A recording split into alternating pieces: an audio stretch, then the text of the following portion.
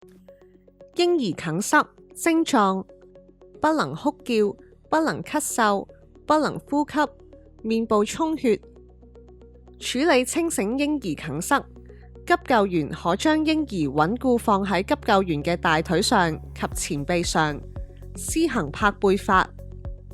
讓嬰兒俯伏在急救員嘅前臂，頭部應低於身軀，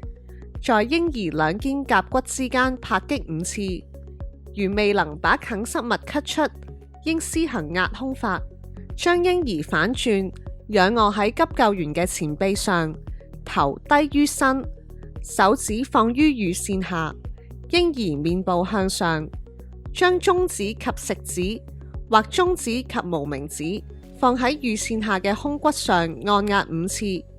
重複施行5次拍背法及5次腹部擠壓法，直至咳出異物為止。如傷病者轉為人事不省，立即施行心肺復甦法，並安排緊急送院。